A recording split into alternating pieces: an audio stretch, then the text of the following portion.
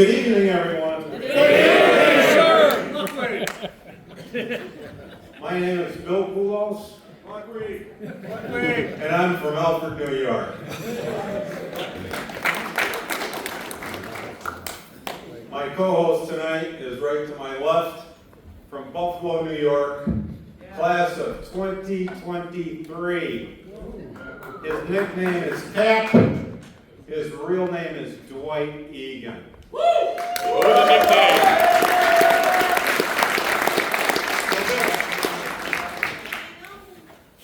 We both are honored to be here tonight to welcome you all to the investiture of the Albany Law School Rugby Club Alumni Charter Class Blue Jackets.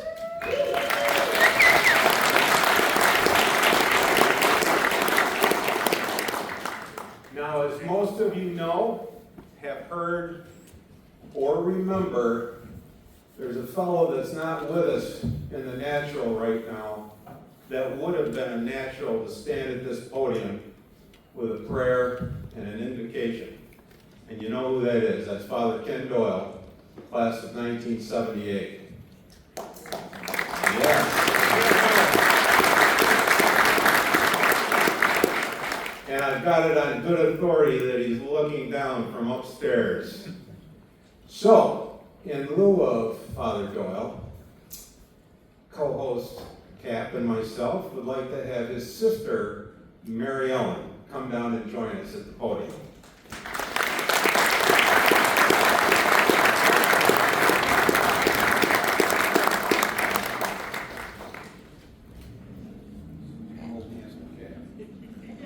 Okay, now we're safe because she's holding hands with both of us.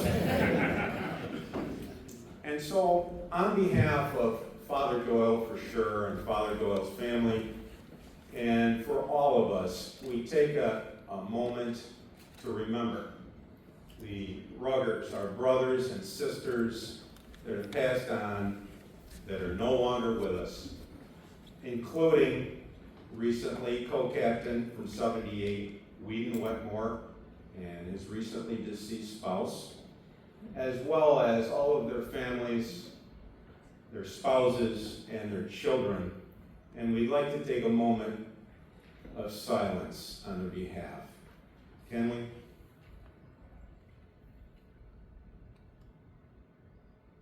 Thank you very much. Thank you, Mary Ellen.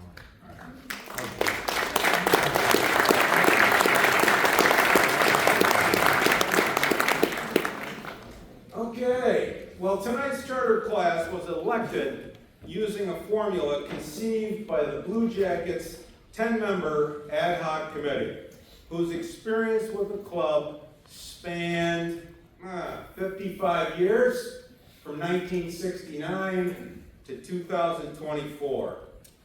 And the work began a full year ago.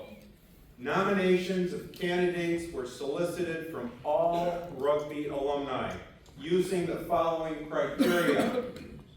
You have to be a graduate of Albany Law School, and some of us barely made that one. You can be a graduate of Albany Pharmacy School. You have to be 5 years out of the chute.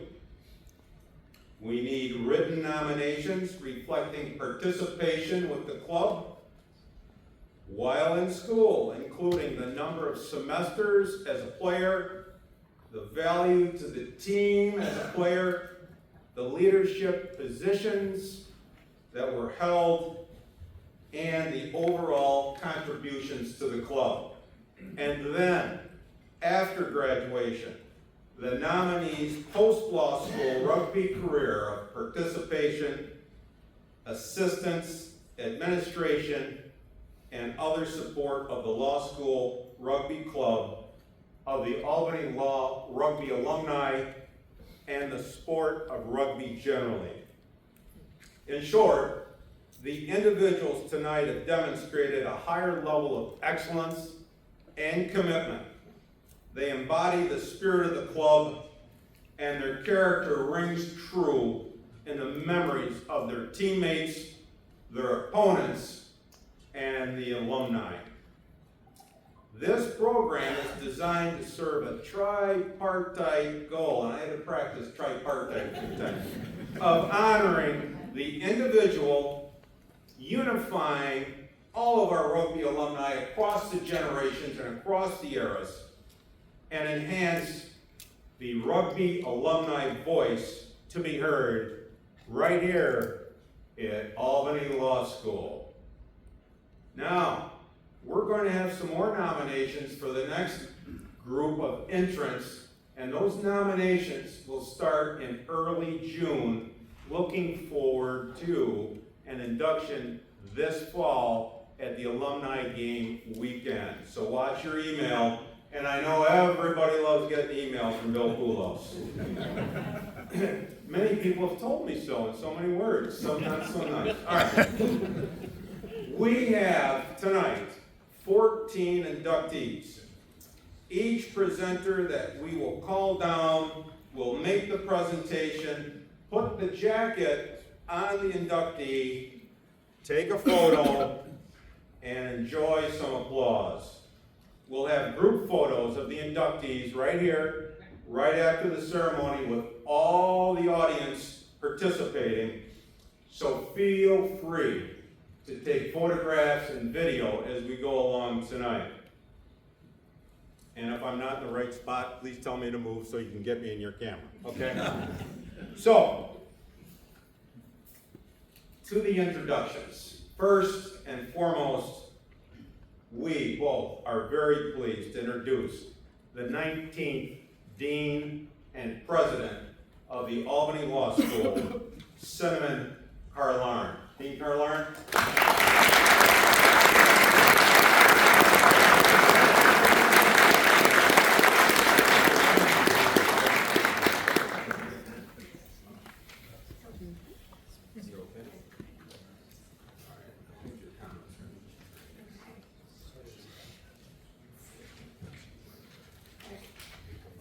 Hey, hi everyone. This is an incredible audience. I wish that all of my classes were like this. Although having said that, I don't wish that I would always follow in Bill Poulos' footsteps. So You would have liked me in your class, I can assure you that. I would have loved you in my class. We would have had lots of fun. Maybe that's an invitation to come back. But thanks Bill, and thanks Ray. I'm really deeply honored to be here tonight to welcome back all of the, what I can tell are very passionate, enthusiastic alumni of the Albany Law rugby football teams, both the women's team and the men's club here tonight. It's really inspiring to see such a fantastic turnout of dedicated alumni, students, and friends from all across the eras. So tonight, and really this entire weekend, marks a very significant moment here at Albany Law School. We're celebrating 60 years of history, camaraderie, and undoubtedly a few battle scars. Hopefully most people have recovered from those by now. But above all, we're celebrating the really immense passion for the program in our school. And I have to say, even having been here the 10 months I've been here, I've felt and experienced that passion in lots of different ways, and I've heard lots of rugby stories too, I have to tell you already. So I understand that the Blue Jackets concept, which we're celebrating tonight, introduced by John Muldowney from the class of 1988, was inspired by his hometown team, the Saranac Lake Mountaineers. It's a program that really uniquely honors alumni from all eras for their contribution to our rugby programs as players, supporters, or simply as embodiments of the club's spirit. I really appreciate how tonight's ceremony, tomorrow's tournaments, which I'm looking forward to attending in my jersey, and Sunday's Maroon Jacket Brunch really highlight and celebrate the efforts of our alumni, as well as the dedicated student rugby officers and members, many of whom I get to see on a near daily basis, which is great. This kind of spirit and celebration of our alumni is really what makes Albany Law School such a special place and such a special community. And as I approach the end of my first year here as President Dean, I'm really eager to learn much more about each of you. I've met many of you, and it's so nice to see people I've met. And I've already heard wonderful vignettes. Vignettes, I think, is the nice word for it, about the contributions of the late Professor William Watkins, or as I've come to understand him, the Watts, and how much he was the early heart of this team and its lasting legacy over time. But I'm really looking forward to hearing more about him tonight, and also the other outstanding honorees and all of you over the course of the weekend. So thank you for being here. It's such a pleasure. This is a fantastic group, and I really do look forward to meeting and talking with each of you and to hearing more tonight. So thanks, Phil.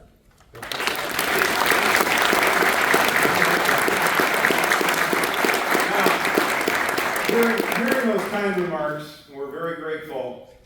We want to take a moment and ask anyone that has played rugby for Albany Law School, alumni, players, to please stand and be recognized by Dean Carlarn. Please stand up. Come on.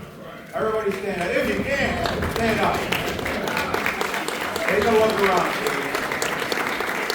Dean Carlarn, as these people are standing, I want to introduce you to some of the best that Albany Law School has to offer. And we're going to be very grateful for your support going forward. Nice to meet you.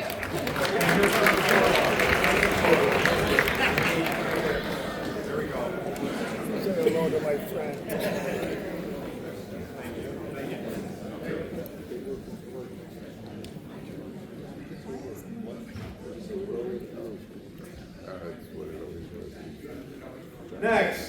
Next on the program, we have another introduction. A man from Saranac Lake, New York, the founder of the Blue Jackets, without whom we would not be here tonight. John J. Muldowney. Stand up, John. Take a hand.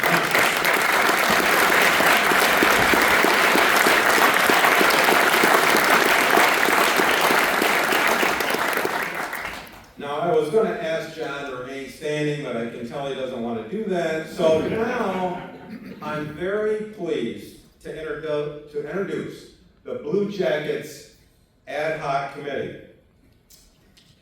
These 10 individuals have purchased all of the Blue Jackets that you see over here to our left.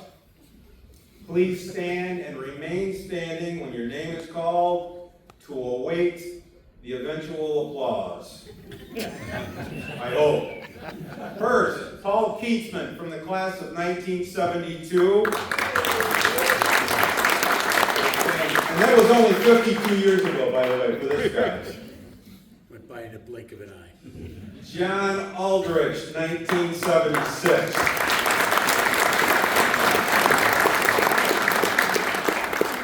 Frank Tessitore, 1980.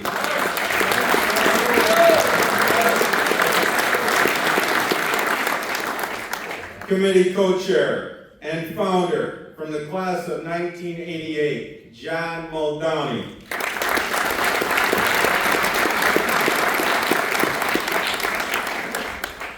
From the class of 1991, the one and only Jeff Nagel.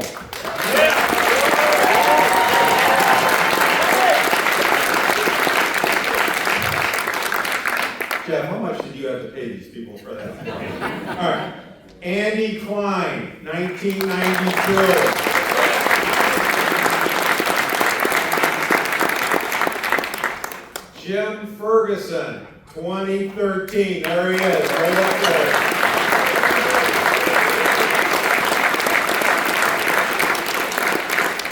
Matt Sieber, 2021.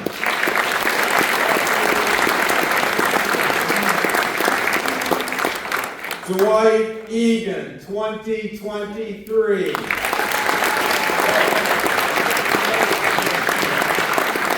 And of course, yours truly from the class of 1980. Now that we've got everybody, let's give them.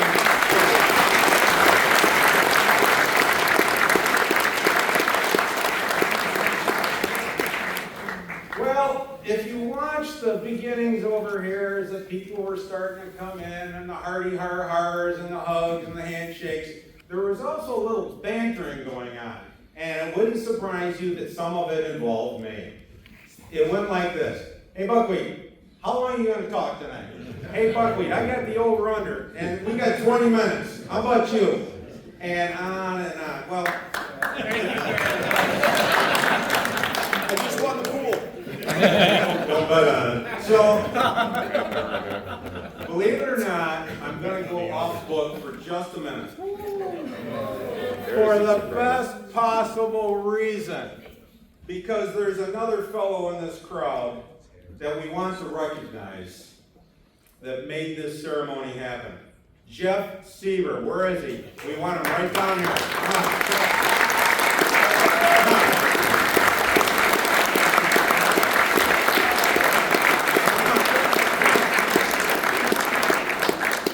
He's given us all instructions. Stand on the X. So Jeff, stand on the X right here.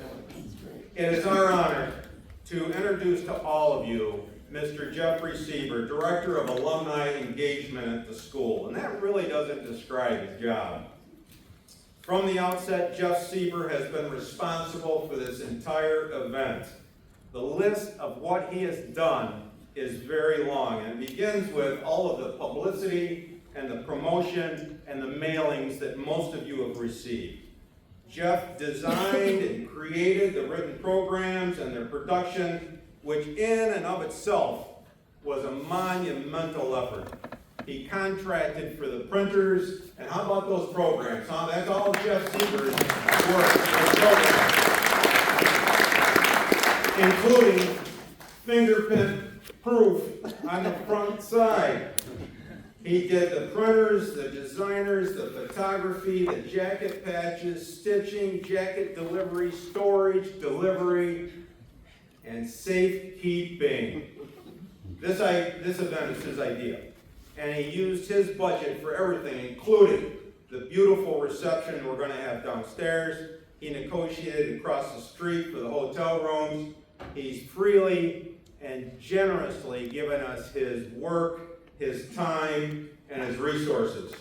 This event and its extremely large expenditure has never before been undertaken for rugby at the law school. And it's because of this guy right here. And maybe his toughest job, and you can predict this one, his toughest job was handling our event subcommittee organization, coordination, and communication involving Cap, Muldowney, and me. All right? You are welcome.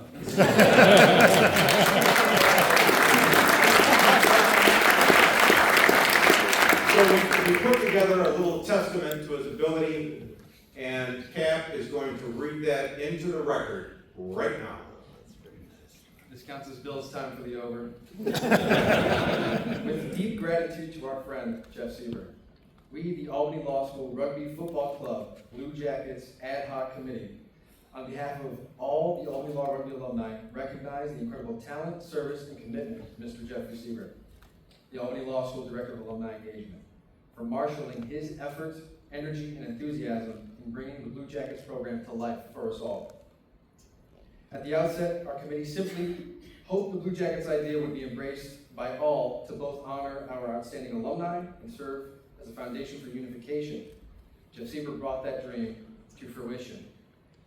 Jeff's eye for detail, coupled with his impressive creative and presentation skills, have made our program what it is and have taken us far beyond what we originally envisioned. He's the master facilitator. He's an artist, director, promoter, advertiser, writer, creator, coordinator, and communicator. Without prompting promise of payment, Jeff brought all his skills to bear for all of us. We present this testament with our deepest gratitude to Jeff Sieber at the Albany Law School Rugby Alumni Blue Jackets Charter Class Induction this 19th day of April 2024. Thank you, Jeff Sieber.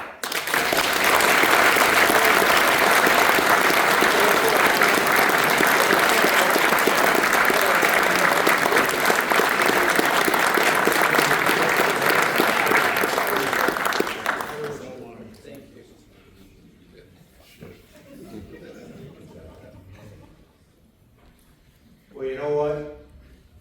Having this group in this room tonight needs no further introduction. Let's get on with the show. Our first presenter, you've heard about him, you've studied with him, you've read his stuff, he's probably helped you. He's the longest tenured professor in the history of Albany Law School.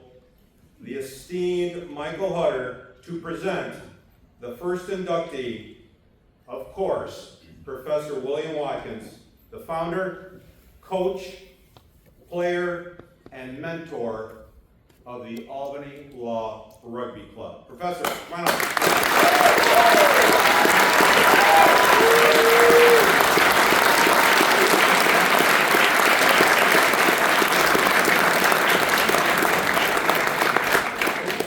Good evening. I must say I'm really on a high right now. Not drugs, not alcohol. The high is from the incredible love that I'm seeing in this audience. The love for one another, the love for Albany Law School, the love for the teammates. And a lot of that has to come from the start, right from Bill Watkins. And in that regard, I think it's very important. I'm not going to read everything that I have written in your program. I want to emphasize a couple of things about Bill. First of all, none of us would be here without Bill. He built this program. He helped build this law school. What's important to know for a lot of you, when Bill started here, Albany Law School was extremely small, maybe 75, 80 students. And it was known really as a trade school for local people who wanted to be lawyers in the Capital District. When Bill came, that's when the East Wing, the West Wing were then under development and built. And we needed students, we needed good faculty, we needed a program. And it was Bill that guided that. Everything that now we have that Albany Law School has done, we now have a very good national reputation. It's all really attributable to what Bill had started.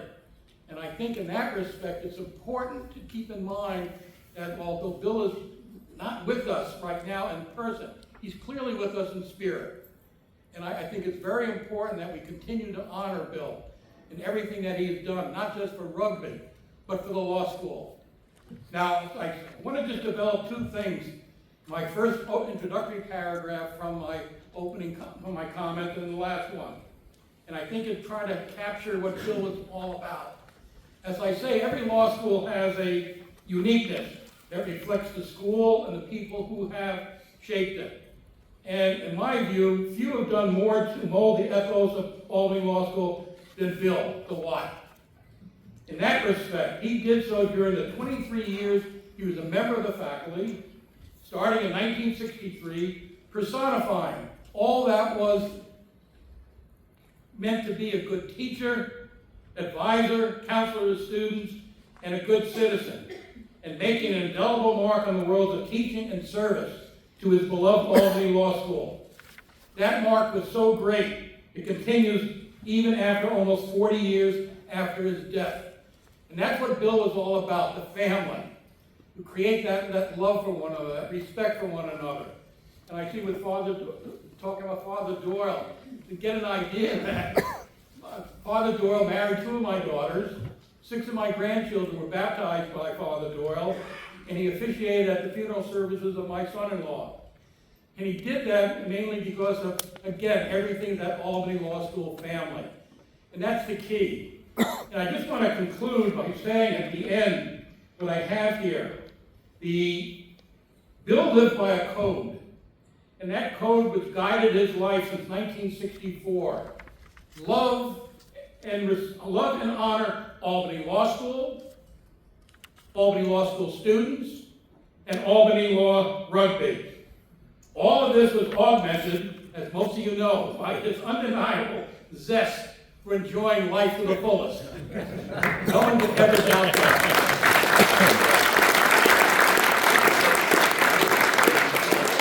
Over the years, Bill graced Albany Law School. He touched thousands of lives. And although he left us too damn soon, his presence is missed, but it will be long felt. So we're honoring now as our first inductee, the Watt, affectionately known as the Watt.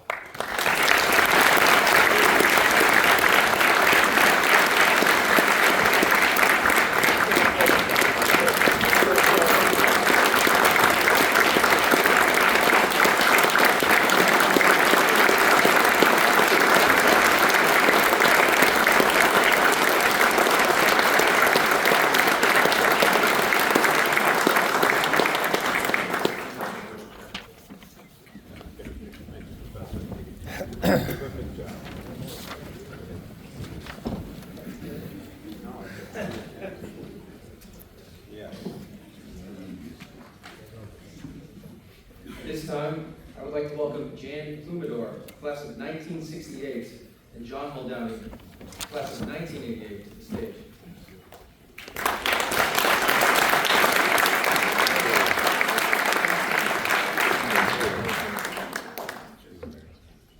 Good evening, everyone. Thanks for coming. It's my great privilege to introduce our next inductee. Jan Plumidor is a 1968 graduate of Albany Law School, and he was among the originals to play with Professor Watkins from 1966 to 1968. Jan was at the beginnings of many long-standing and significant rugby traditions. After law school, Jan didn't follow the customary path. He served with the United States Army in the Vietnam War and returned home with a Bronze Star. Once home, Jan co-founded the Saranac Lake Mountaineer Rugby Club, which recently celebrated its 50th anniversary. He also co-founded the Can-Am Rugby Tournament, which is now the largest rugby tournament in the country, and which will be celebrating its 50th anniversary this summer. As many of you know, Saranac Lake is known nationally as a hub for rugby. That began through the efforts of Jan Plumidor. Professionally, Jan Plumidor has served as a county judge, a Supreme Court judge, as the administrative judge for the 4th Judicial District, and he retired as the Deputy Chief Administrative Judge for all of New York State. And as impressive as that resume is, his impact on the game of rugby is likely more significant. He has been a rugby player, a coach, a referee, tournament director, and a referee coordinator. He's also served as a mentor to an uncountable number of young rugby players and, of course, young lawyers. If on your rugby journeys you pass through Saranac Lake and you're looking for Jan, ask anyone you meet for the judge, and they'll know exactly who you are looking for. He's not only an original, he's one of a kind. And it is my great privilege to place upon Jan Plumidor, the Honorable Jan Plumidor, a blue jacket.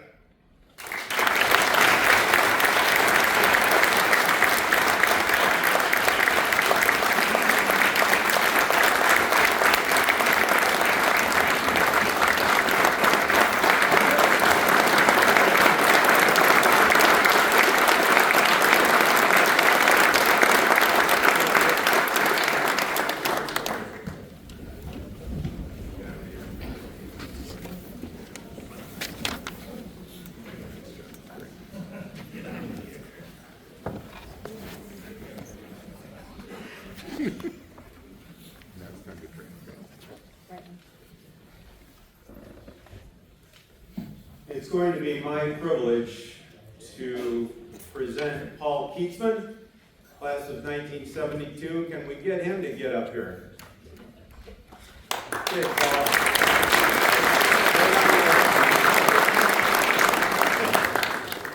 It's my honor to present Paul Keatsman, class of 1972. He has arguably the longest rugby playing resume of all of us. A Navy veteran, Paul began law school in 1969 after serving aboard ship during the Vietnam War Gulf of Tonkin mission.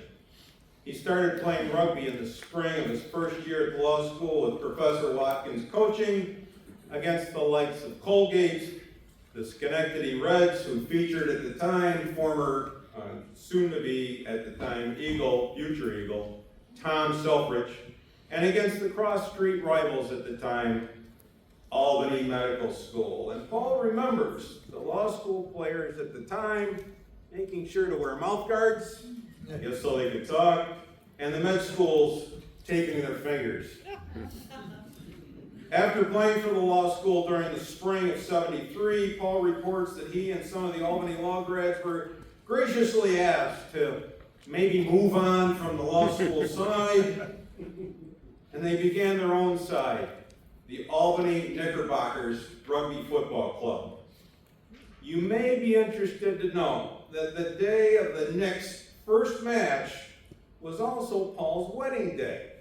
And Paul showed up for the kickoff in a rented tuxedo. Well, something must have worked because last September 2023, he and his wife Jane celebrated their 50th anniversary.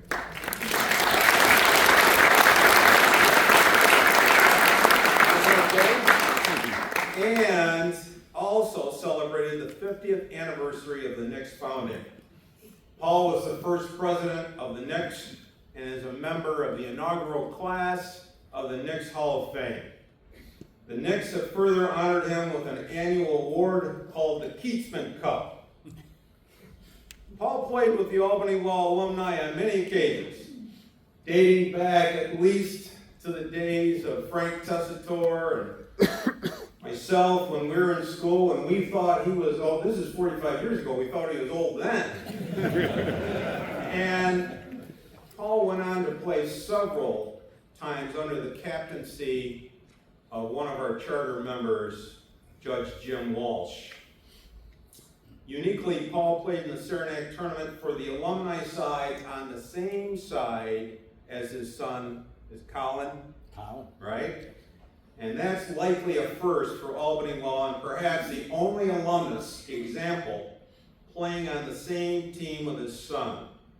Paul played his last alumni match against the law school club at age 61 in the year 2005.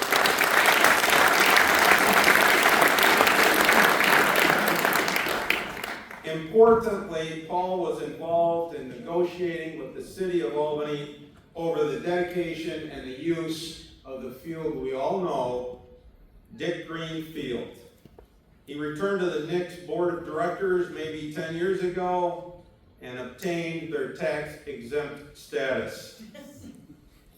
As an alumnus that has given back to the sport, to the alumni, and certainly to the club, Paul has also been a long-time law school volunteer. He served on the Government Center Law Board for almost 20 years, participating on committees, CLE, conferences, and forums involving aging, disabilities, not-for-profits, human rights, and I should say human services and civil rights. So for these reasons, and there's a lot of them, I'm proud and happy to present to you for Charter Class Investiture, Paul Keatsman.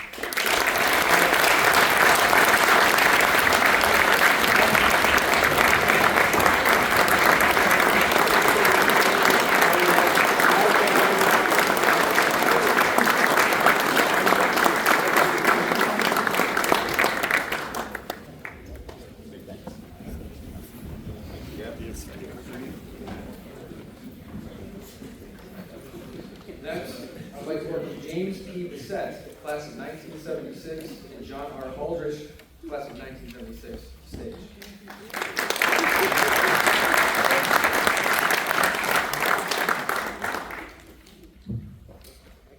We all have benchmarks in our lives, events by which we measure our journey and experiences. For me, such a milestone occurred on my first day of law school, when I met John, soon to be called Buzz, Aldrich. Little did I realize, as we shook hands next to our assigned lockers, that I was encountering one of the most kind, agreeable, and genuine people I would ever know.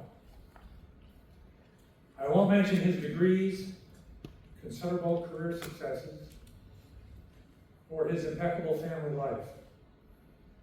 As for his rugby prowess, I will only say this. I am forever grateful for that day at Skidmore when he repeatedly tackled Colgate's future Super Bowl champion, Mark Van Egan, at the touchline, while I stood a few feet away thinking how much it would hurt if he got away from us. He didn't, we won, and I survived.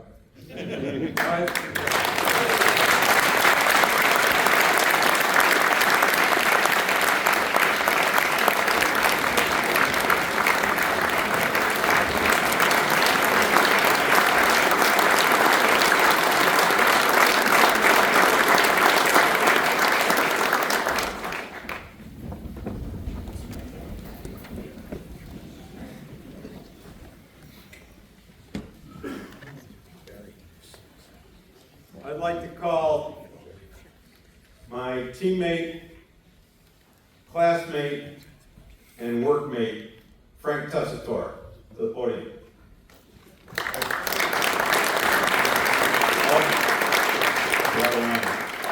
We're out of line. You are.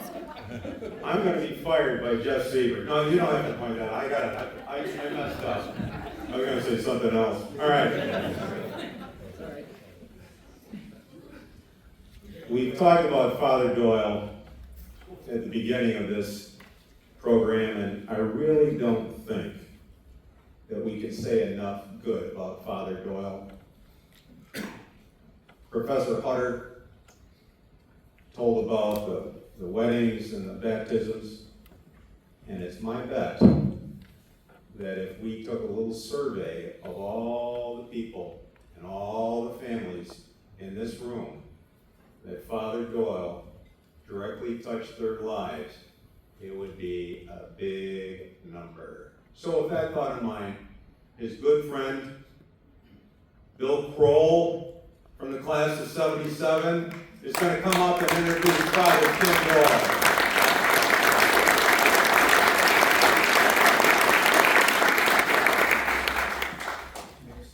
Well, they have something here for me to read, but of course I'm not going to read it. What I'm going to do is tell a story about Father Doyle, which I really think is the measure of a man. And not a lot of people know this story. One of Father Doyle's classmates, at a fairly young age, got Huntington's disease. And I think a lot of you know how debilitating that is and what an awful thing it is. And his classmate really didn't have any family, really didn't have anybody that he could rely on to help him. And that's exactly what Father Doyle did. He became his guardian, in fact. And, you know, Father Doyle was not the kind of person who would tell anybody about this. The only reason I knew is because he asked me to draw some papers one time, when I was actually a lawyer before I was a lobbyist. And because I helped him with some papers, I knew what he was doing. And it was a long struggle, and he spent, I think everybody in this room knows how giving Father Doyle was. Anybody, as Professor Hutter said, a wedding, a funeral, a baptism, he did it, and a lot of things he did that people don't know about, like the story I was telling.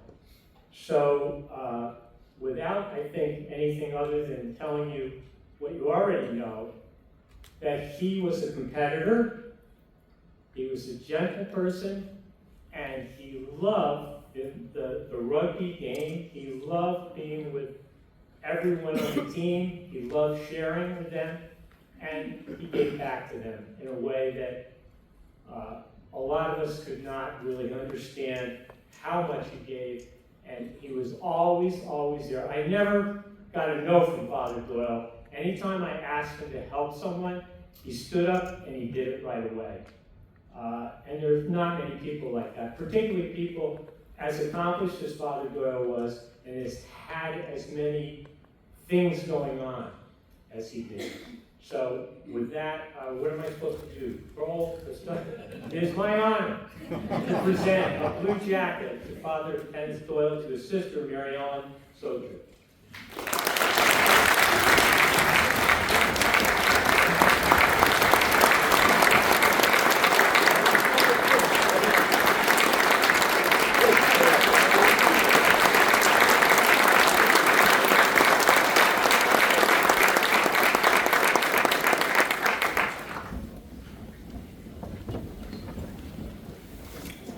Are you sure? Okay. All right. Now I think it's my turn. Thank you for reminding me. Frank Tessitore. Is it time for you to come down? Come on down.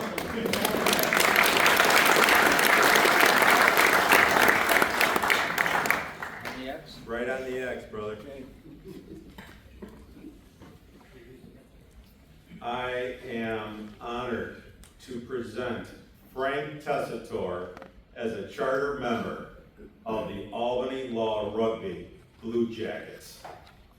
Frank Tessitore personifies and embodies the prototype, best of the best, leader, sportsman, rugby player, and alumnus that the Blue Jackets seek to recognize. He is, without question, pound for pound, one of the toughest and most accomplished Albany Law Rugby alumni. He's a gentleman off the field, and he is bad news on the field. A superior athlete, an absolutely terrific teammate, loyal and smart, a very, very tough customer. No short presentation comes close to detailing Frank's rugby life, and for this, a capsule of his uncommon dedication to rugby will have to do. 20 consecutive years of playing rugby. 8 full seasons at Boston College, highlighted by the Tulane Mardi Gras tournament.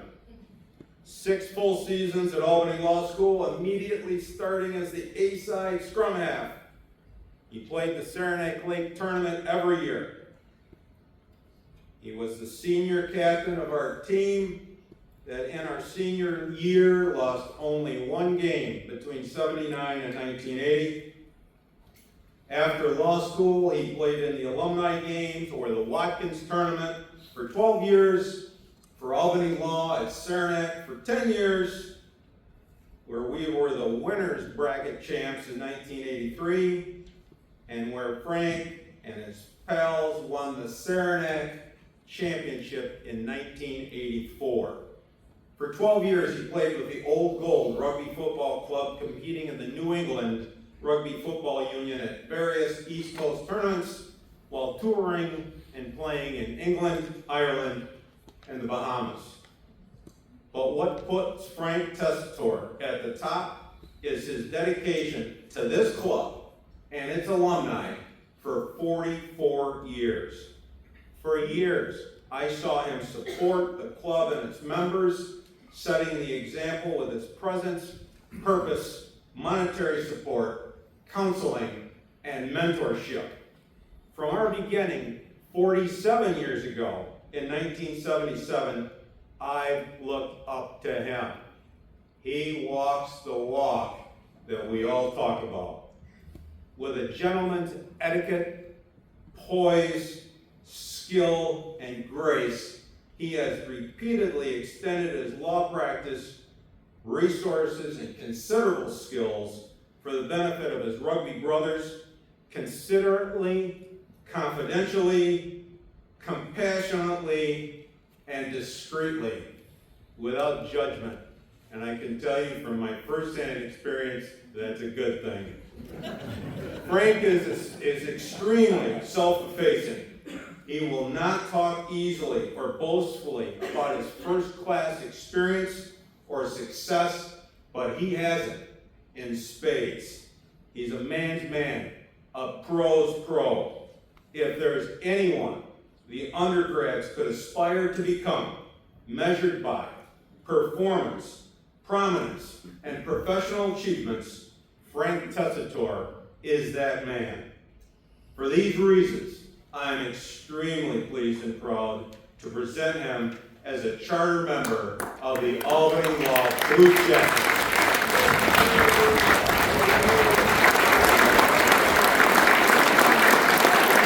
Yes.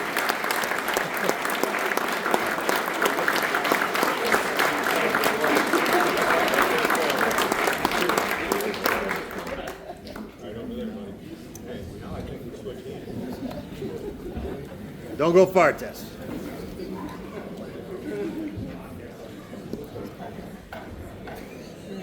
Don't go too far. I'd like to welcome Frank Tessitore, class of 1980. back to the stage. Bill Poulos.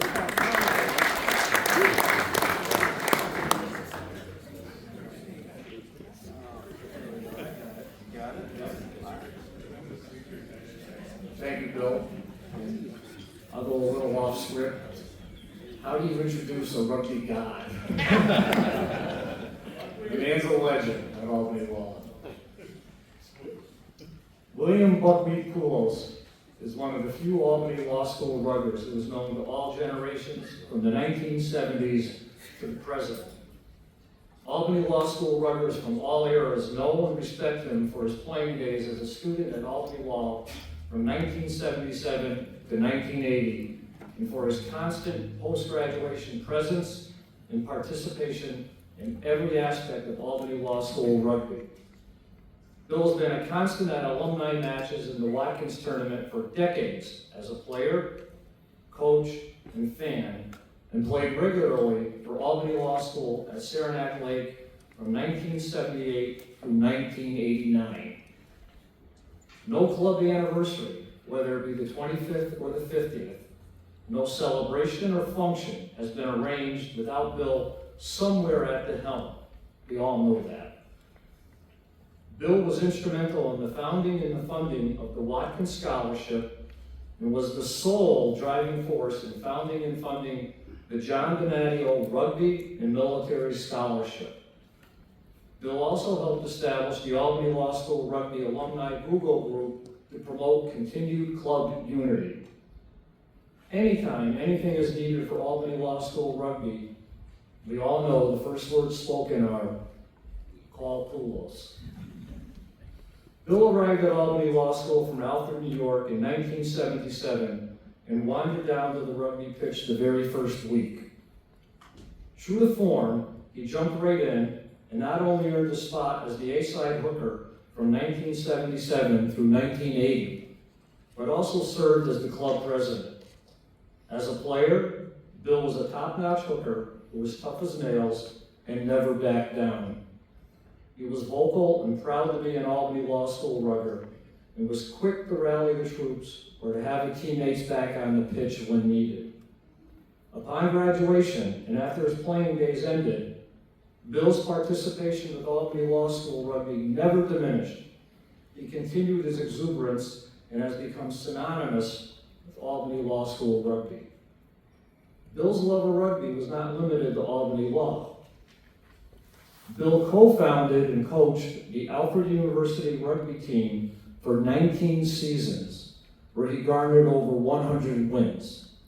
His coaching resume includes regular season and postseason success in the Upstate Rugby Union, including a Division I Final Four appearance, winning a Division III state championship, and a number 18 USA Division III national ranking. Bill's coaching produced 4 Upstate Rugby Union All-Stars and 3 Division III All-American candidates. It was with great respect and admiration that the Blue Jackets committee selected Bill for the charter class of inductees. Bill exemplifies all the characteristics of what it means to be a Blue Jacket and sets a high standard for all others to follow. Without Bill's efforts, the Albany Law School Rugby Club would not be thriving as it is today. We all owe a debt of gratitude to Bill for his tireless and selfless efforts on behalf of the Albany Law School Rugby Club, which I think is a major understatement. So it is now my honor to present a Blue Jacket to Bill Poulos.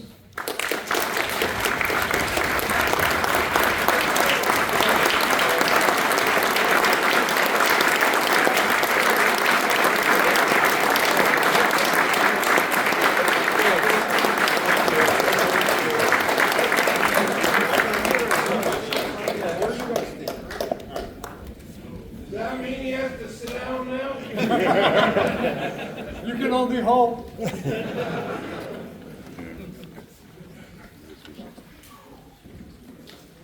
Up next, I'd like to welcome Kevin M. Lang, class of 1991, Jeff A. Nagel, class of 1991, Callie M. Hillis, class of 2014.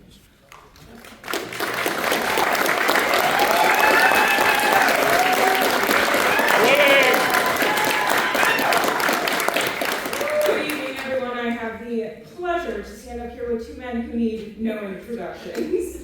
I'm Kaylee Owis. I was the president of the Women's Club from 2014 to 2015, and I'm with Jeff Nagel, who was the president of the Men's Club from 1990 to 1991.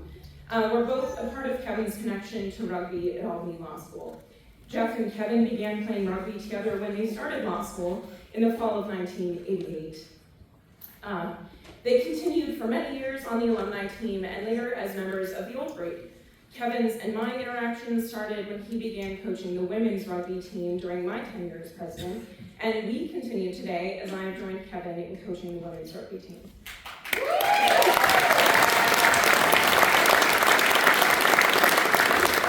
very proud to present Kevin with one of these inaugural Blue Jackets and honor everything he has done to carry on the long tradition of rugby at Albany Law School.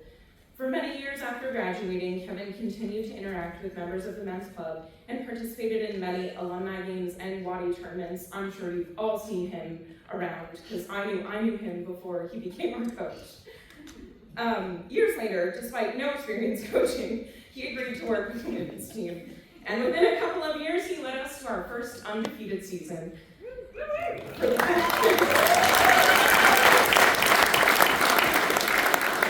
past 10 years, he has continued to dedicate time and effort to teaching new players and improving the skills of returning players, including taking on the Old Grade women, who are also amazing rugby players.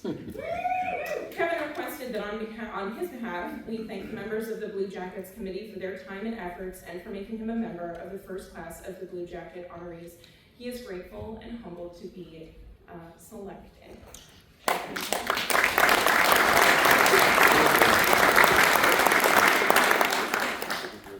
I am not a big public speaker, but I decided to speak on Kevin's behalf. And I apologize, John, for breaking protocol, but we say in the legal world, for you real lawyers, Bill opened the door by no law.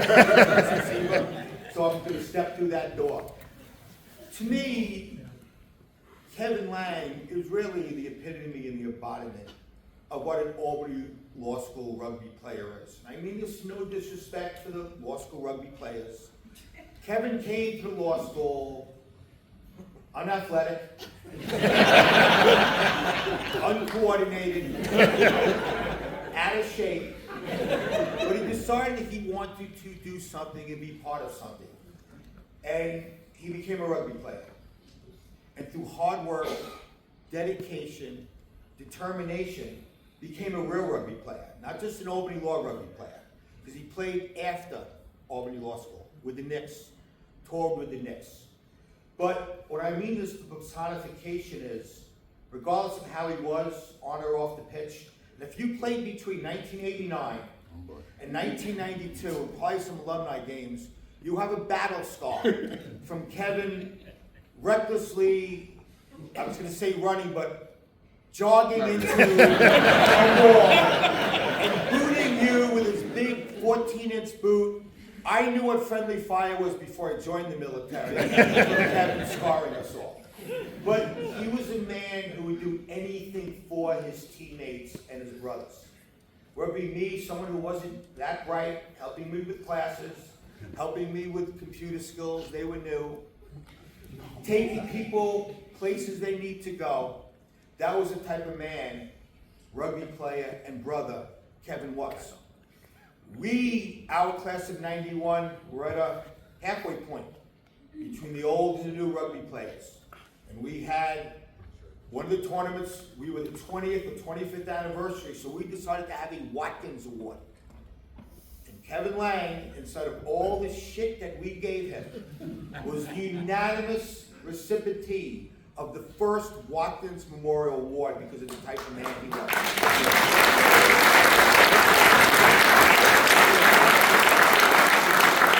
I left law school and went on to do other things in rugby at different levels of rugby. I've had a lot of personal acclaim in rugby, but two of my memories in rugby I will take to my grave involved Kevin. He joined the Old Grade, someone who, in spite of all the things I said about him, and, well, look at him. He befriended and earned the respect of a bunch of guys who went to war together, who fought for this country. He's one of the first non-military members ever to wear the honor of receiving an old green cap to show the embodiment of taking care of our lost ones. I had the honor of giving it to him. My next greatest honor in rugby is tonight, being allowed to help present Kevin's blue jacket to a man that I hope this is not on tape, because I will never repeat it in public. I have the utmost respect and admiration for. He's my true brother.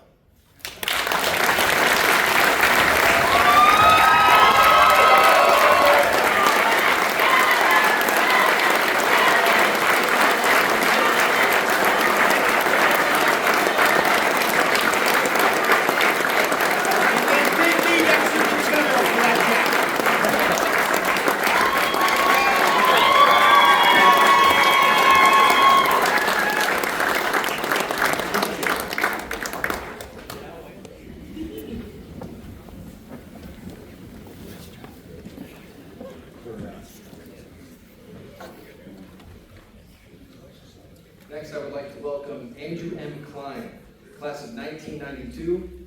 Jeff, don't go anywhere. And Matt S. Siebert, 2021, to the stage.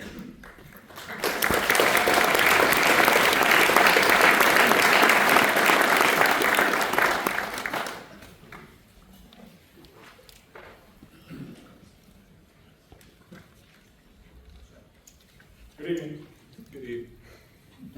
It is my great honor and privilege to speak a few words today about Andy Klein, class of 1992, and to present his blue jacket along with retired United States Marine Corps Lieutenant Colonel Jeff Nagel. Andy was chosen unanimously to receive the blue jacket in the first induction ceremony, and rightfully so. There is no one more deserving of this honor. The fact that Jeff, a fellow law school teammate from the class of 91, and myself, a recent 21 graduate, are standing here with him today demonstrates the bond of rugby that has been maintained through the years. In sum, Andy continues to forge the brotherhood that is Albany Law Rugby for over 30 years. Andy was a 3-year starter for the club and played an important leadership role. Had it not been for his role as SBA president and leader of the entire student body, he was the obvious pick for president of the rugby club. He helped organize numerous rugby events throughout the year, including happy hours for all the law students in the courtyard, and dedicated himself to the betterment of the rugby club and the law school through his tireless efforts. He even created a new logo for the club that remains in use 3 decades later. Andy was an integral part of organizing the club's 25th anniversary celebration in '91, helping secure space for the trophy case in the school's foyer, acquiring funding, and designing the anniversary gear, among many other tasks. Not only an incredibly talented rugby ambassador, student, and cabinet member, as a player, Andy was highly regarded for his competitiveness and skill on the field. Professional rugby clubs, including the Old Breed, would remark on his playing ability being far above that of a normal part-time law rugger.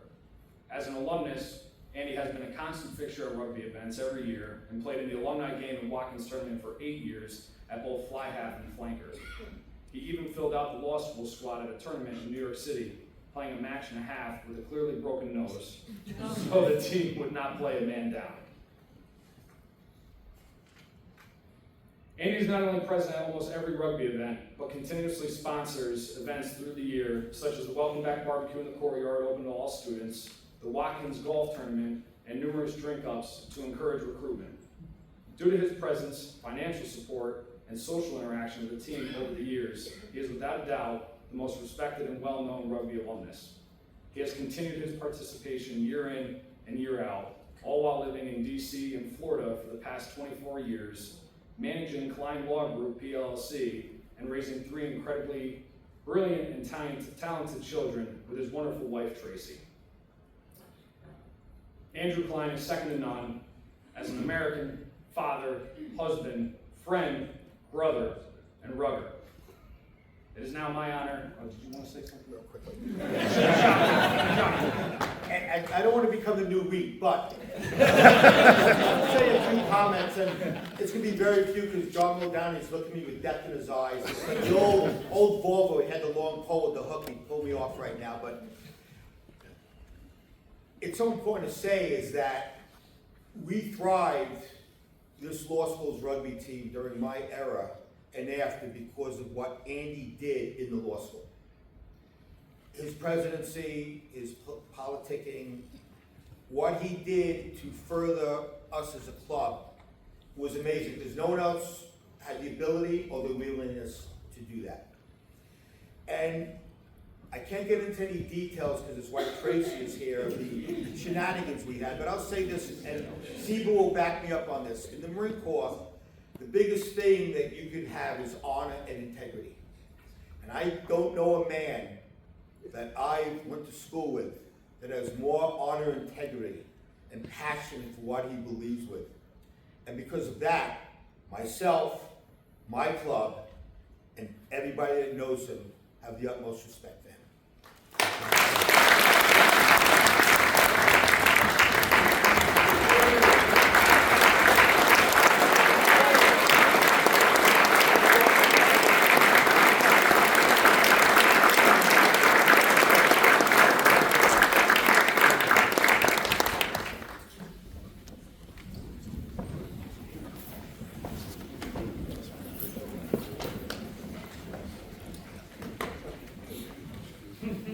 Next, I would like to welcome James E. Walsh, class of 1998, and Benjamin A. Shaw, class of 1998.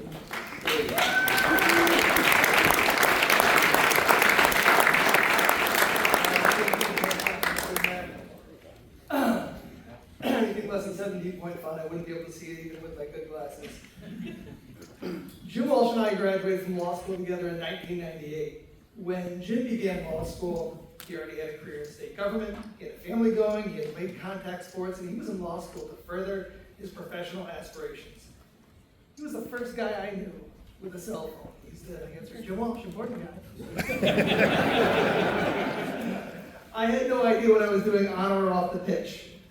Jim started with me in the pack, we were both in the second row, but before long, Jim had moved to outside and inside center with the A side. For anyone who's had the pleasure of rucking and mauling behind Jim Walsh, you could be mistaken in believing that that's how everybody rucks and mauls until you're rucking and mauling behind someone other than Jim Walsh and you realize no one else does it like Jim does. Jim introduced me to the practice of intentionally running into a tackler to knock them back and to start a maul with proper momentum. He introduced me to the pop pass, which is great for people like me who are neither good at throwing a ball or catching a ball. Jim showed me that in rugby, if you wanted to set the tone for your side, you had to lead. Anyone introduced to Jim Walsh would go on and on about his professional accomplishments in the county attorney's office, private practice, election law, criminal defense trial work, and his current position as the state Supreme Court justice. But it's just as important to stress the man. I get to live in a community with Jim Walsh. He's a devoted father and husband. He's the kind of guy that when he finds out that your father is attending a rugby match, he sidles up to your father and pretends he doesn't know who he is and starts telling everyone around him how quickly you're picking up the game of rugby, even when you are obviously not. Jim's the kind of guy who knows cards. He has his hope for basketball on Sunday. He's the kind of guy who helps a friend without question and without any expectation of anything in return. Jim Walsh is kind, funny, generous, and smart. And I'm sure that more than a few of us in here have Jim Walsh to thank for internships, job interviews, recommendations, and sending us clients our way.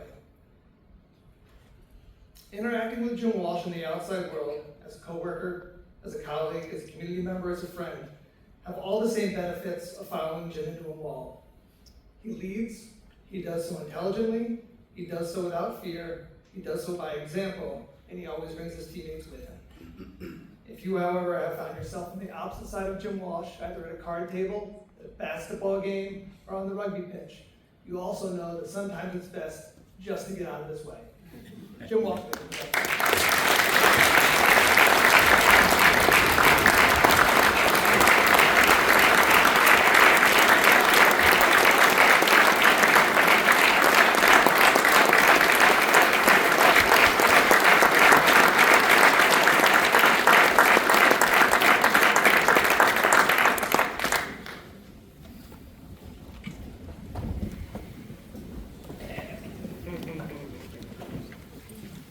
Next, I'd like to welcome Kevin O'Brien, class of 2005, and Martin Elementary, class of 2010 to the stage.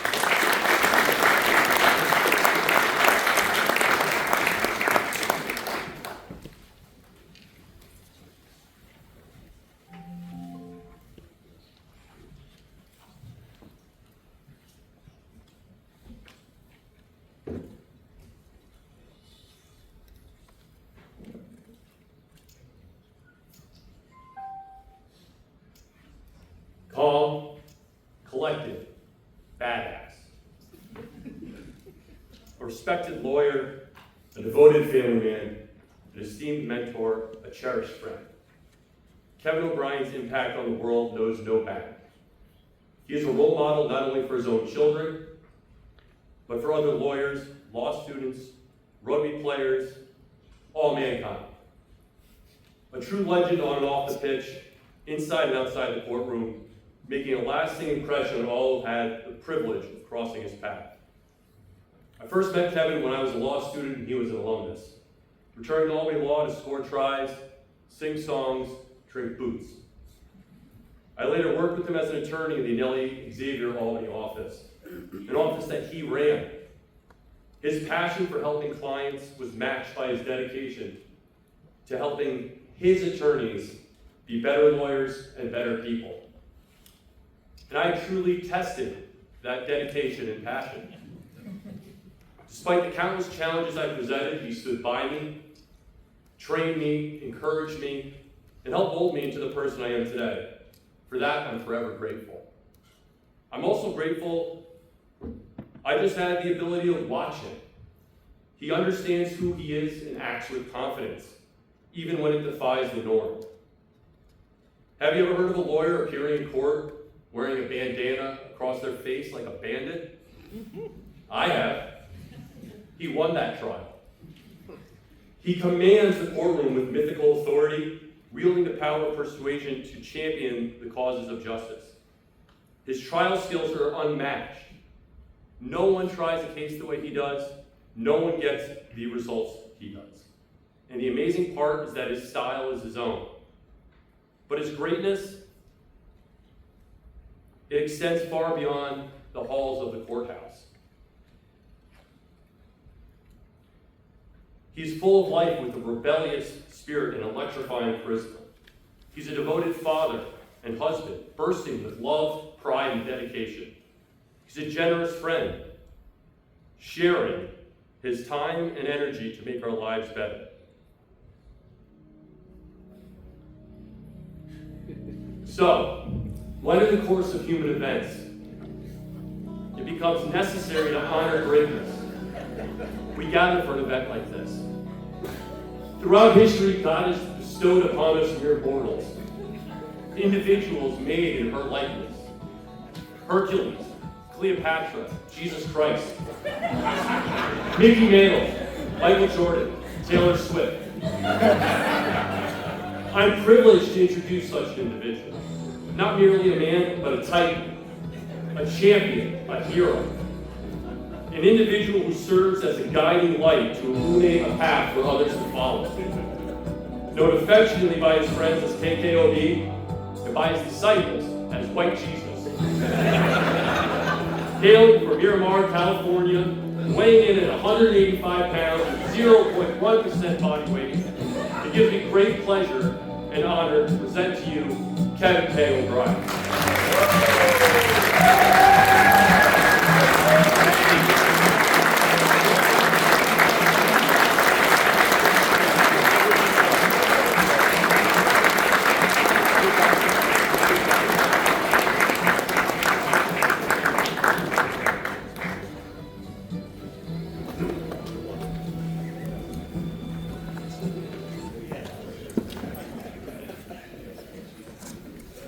That's presentation.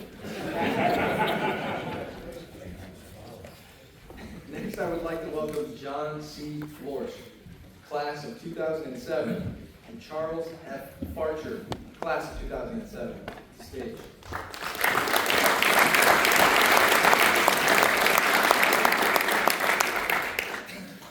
Thanks. Yes. First, I gotta follow that. I gotta follow that with this.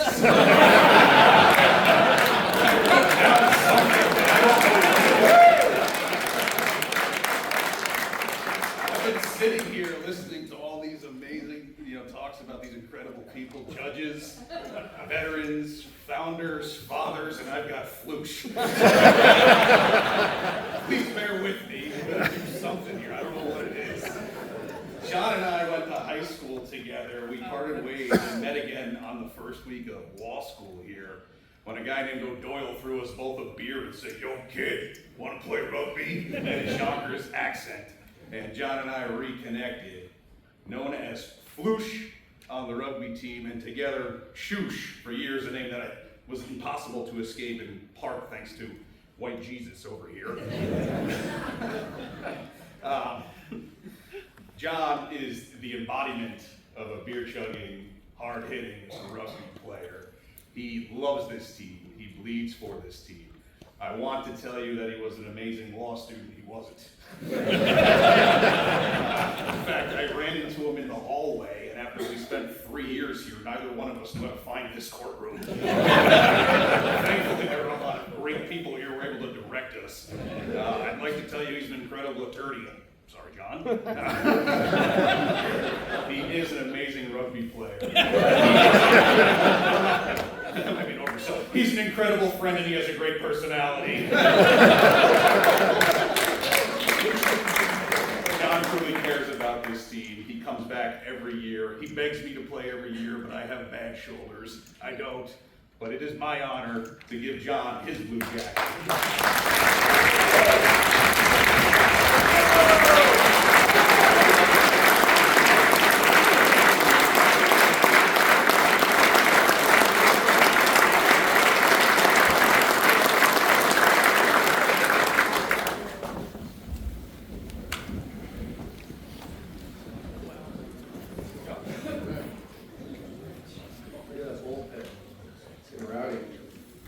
Next, I'd like to welcome David Iverson. Next, I would like to welcome Ferguson. Class of, I think, 2014. 13. Jim Ferguson will present the jacket to Connor Croston, who's with us Right behind you. from the Reach. Connor was not able to be here tonight, so here's the screen. No picture, I guess, right? There you go. I will just say it's a little frightening coming back into this room. I was in the same seat as before, but seeing Professor Howard up here, I was like, oh no. My conditions, I'm also going to steal a little time. I'm not going to exactly read this, but I will say Connor is from Buffalo, New York, but he did, prior to coming here, he did spend a little time in Chicago working at a department store. There you go, some of you. All right. So after I met Connor, first week, like so many of us, we met him after a match. We went to a public library down the street called Stone Crow. A small, one of the finer places to study, but it was like a little secret niche that no one really knew about. So that's where we went. They had top shelf books, top shelf, a lot of a little bit of everything. So one night we went there right after match. We had to study. We studied really hard that night. And the next day, we found out that one of us had forgotten our library card. So we ran back to Stone Crow Sunday evening, and we got to see Connor really work his negotiating skills. And that's when we knew, wow, we're really in law school. I'm no Donald Morse. I'm not going to pretend to be, but I'll tell you right now, he got like 90% off of our bill. Books. So, on a more serious note, Connor's academic and professional accomplishments speak for themselves, so I will instead speak of the essence of the man. As you can see, so many of us have close friends throughout the decades. Many of these gentlemen know each other, many of us know each other, and we're very good friends, just beyond these halls. So many of us mean so many different things to so many, right? Like, I mean, we go out of our way. Connor Croston is my decade's go-to man. He connects people, he's generous with his time, his efforts. He's that guy who's always there for one another. Tragedies, he calls. Celebrations, he's the first one to call and show up and be there. He always talks about the current team. He's always sitting there somewhere, sometimes wearing a sombrero hat at the end of the bar, telling these new guys, come talk to me, just talk to me. I gotta introduce you to this guy, I gotta tell you about Bill, I gotta tell you about Chaz, I gotta tell you about Dave Iverson. he's just a great guy. I had the pleasure of getting to know him as not only a friend, but obviously on the rugby field. Whether it was, for those who know me, I was running around somewhere on that field going crazy, like a chicken with his head cut off, but he was always there beside me. Most likely when I got tackled, he'd have to ruck over, but it was just great to see that at law school, in the classroom, beyond the classroom, as a great friend. So, to Connor Cruston, who I know you're watching on here, I will just mention finally, his wife Courtney, her birthday has traditionally always been around or on the WATKINS weekend, so we should just give her a quick shout out. She has to celebrate our celebration.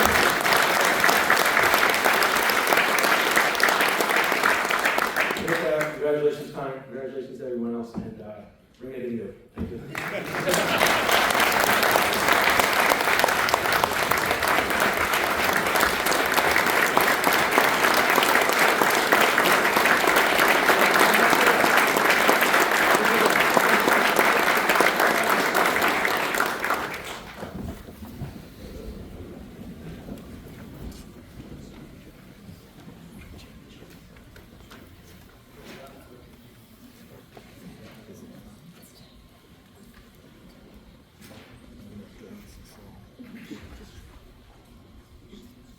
Alright, now, can I, is it cool? Can I let you go through? Alright, David Iverson, class of 2014, and Brett T. Williams, class of 2014. You guys got room for one more over there? Yeah. For more than a decade now, quietly, without talking about it or expecting anything in return, David Iverson has done as much as any one individual in this room, and more than most of us, to keep ALS RFC going and to help build it into what it is today. All while kvetching mightily about having to actually play rugby. But he's still going to do it tomorrow, aren't you? All day. All day. I didn't really need to refer much to Dave's bio in preparing these remarks because I know it pretty intimately. Oh, good, I like this. My original line was, David has been putting his head next to my ass in the scrum for nearly 13 years now. You'll note in your books they changed it to butt for posterity's sake.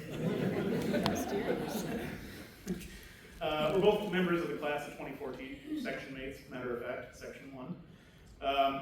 From that first law school information/drinking session that he and I attended at Stonecrow, at the library,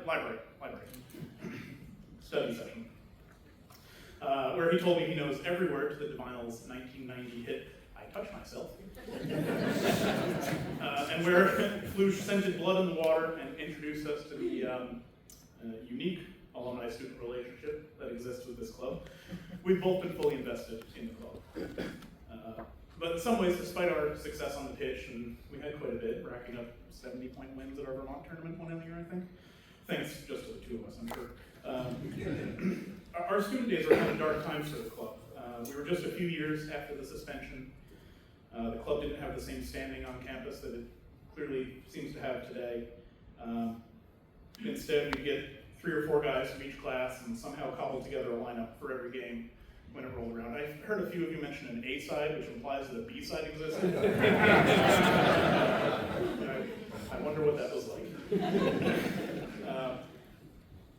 Sometimes we get help from the Albany Bootleggers, which is a social club, which we're both founding members. But it was tough. It was tough cobbling together a team back in those days. As president in our 3L year, much of that responsibility, that burden really, figuring out opponents, dealing with administration, the SBA, wrangling players, making sure reps got paid, that all fell to David. And a lot of it financial, and I never was really clear on where the money came from, and I probably don't want to know. We always make money appear somehow. But with a team totaling 9 guys, there's only so much delegation that's possible, and he took most of that work on himself. The point is that without David, the club would not look the way it does today. With dozens of current players, a huge network of alumni, young and old, frankly, it might not even exist at all. Like a 6'4" New Jersey Jewish version of the little Dutch boy with his finger in the dike. David held back the floodwaters that threatened to swallow up the club, so that all the guys who came before him could rebuild it into the organization, all the guys who came after him could rebuild it into the organization that it is today. Even after we graduated, David has kept at the work like very few of us have, encouraging some of the older alumni who maybe haven't been back in a while, constantly preaching the gospel of this club's greatest asset, its network, to the students. And that work has been made all the more successful because he has the chops to walk the walk.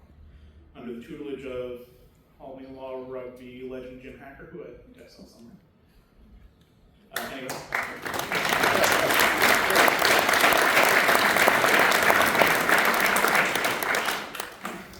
Under Jim's tutelage, David has also become the best attorney of our age that I know.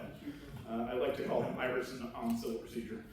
I can think of few people more deserving of a blue jacket than my teammate, my colleague, and my friend who will now serenade you with the Divinals 1990 hit.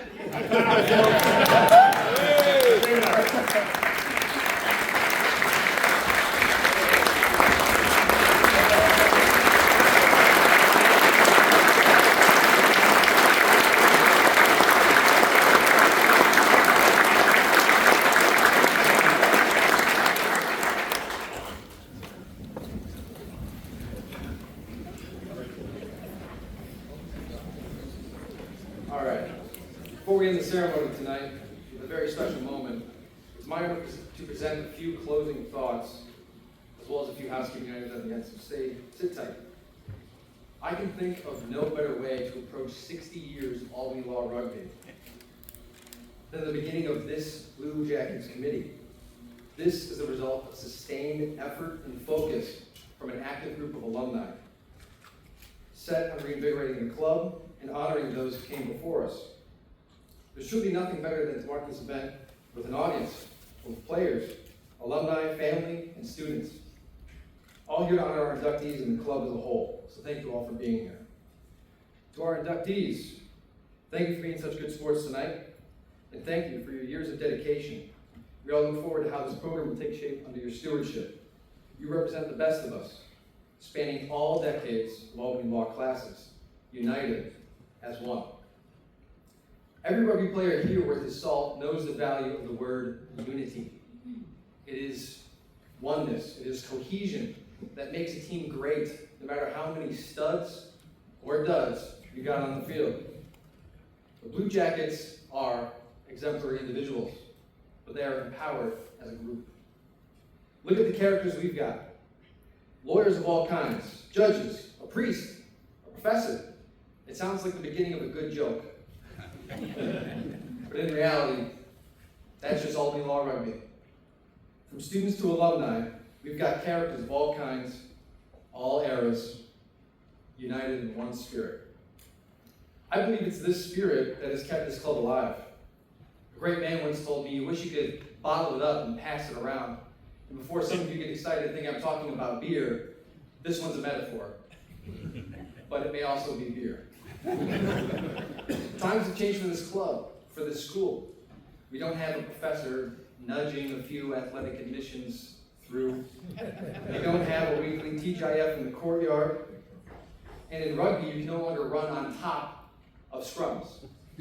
And raking and stomping and rucks turned from a tool of vigilantism and justice to what we now call red cards. Most, if not all, of our historic opponents have ceased to exist, gone. Other graduate law school rugby programs, and yet we gather every year at the alumni game and Waddy weekend to pay into what this club is. Rugby is, at the end of the day, just a game, but a unique one that almost inexplicably bonds opponents and teammates alike in the space of just one game. There are 100 reasons not to risk your flesh, but those are also reasons you will never be as great as an Albany Law rugby player.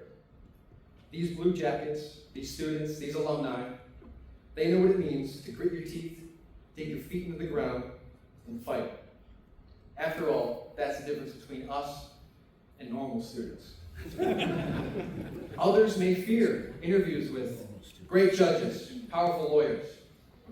But you've tackled great judges, powerful lawyers. So you have all the confidence in the world. You earn respect on the field.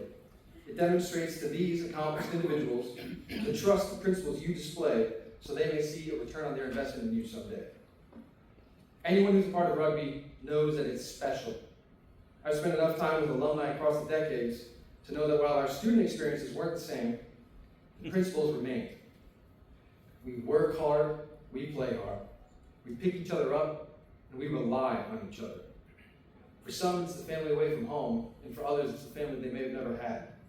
For the originals, it was the WAT. It was Father Glove, and it was Dad DiMaggio. For me, it was Wally. It was Edgy. It was Brett and Iverson, and Klein and Wheat, and many more. It was my inspiration to live up to them, to be that for the next generation, to pass it on. So, as we call this to a conclusion, in honor of all those who have gone before us, I want you to remember this. We do not love Albany Law Rugby because it is great. Albany Law Rugby is great because we love it. So let's build it for the next 60 years. Now, Blue Jackets, I ask you to please rise from your seats.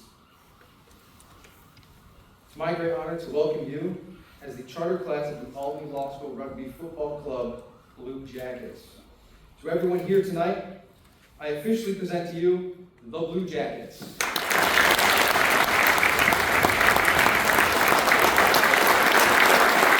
Appreciate it.